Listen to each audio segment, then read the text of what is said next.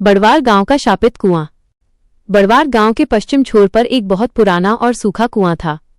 गांव वाले कहते थे कि वो कुआं शापित है और उसके पास जाने की हिम्मत कोई नहीं करता था, खासकर सूरज डूबने के बाद। यह कहानी लगभग 50 साल पुरानी है। उस समय गांव में एक जवान किसान रहता था जिसका नाम था रमेश।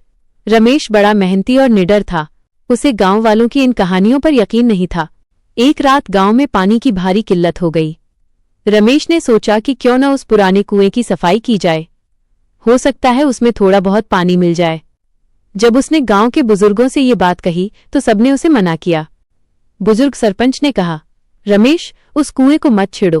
कहते हैं बरसों पहले एक प्यासी आत्मा उस कुएं में कूद गई थी और उसने पूरे कुएं को शाप दे दिया था। जो भी रात में उस कुएं के पास जाता है उसकी चीखें सुनाई देती हैं और उसे कुएं के अंदर से कोई बुलाता है। लेकिन रमेश ने किसी की नहीं सुनी। वो रात के ठीक 12 बजे रस्सी और बाल्टी लेकर कुएं के पास पहुंच गया।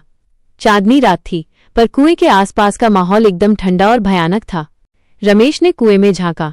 उसे लगा जैसे अंदर से किसी औरत के रोने की दबी हुई आवाज आ रही है। उसने डर को किनारे किया और बाल्टी को रस्सी से बांधकर अंदर डाला। जैसे ही बाल्टी पानी से भरी, एक जोरदार खड़खड़ाहट की आवाज आई। रमेश ने जल्दी से बाल्टी ऊपर खींचनी चाही, पर रस्सी बहुत भारी हो गई थी, जैसे किसी ने नीचे से उसे कसकर पकड़ लिया हो।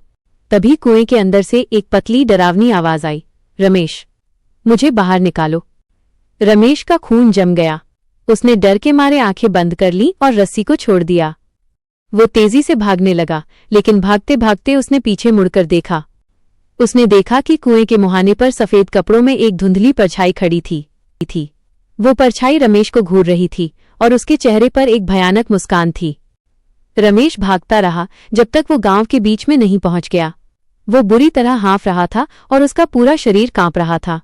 उसने अगले दिन गांव वालों को सब बताया। गांव वालों ने मिलकर उस कुएं को हमेशा के लिए पत्थरों से भरवा दिया और उसके ऊपर एक बड़ा सा चबूतरा बनवा दिया, ताकि कोई गलती से भी उसके पास न जा सके। आज भी बड़वार गांव के लोग बताते हैं कि अमावस की रात में अगर आप उस चबूतरे के पास कान लगाकर सुने तो आपको जमीन के नीचे से किसी औरत की दबी हुई चीखें सुनाई देंगी, जो शायद रमेश को बुला रही थी। यह थी बड़वार गांव के शापित कुएं की डरावनी कहानी। क्या आप कोई और कहानी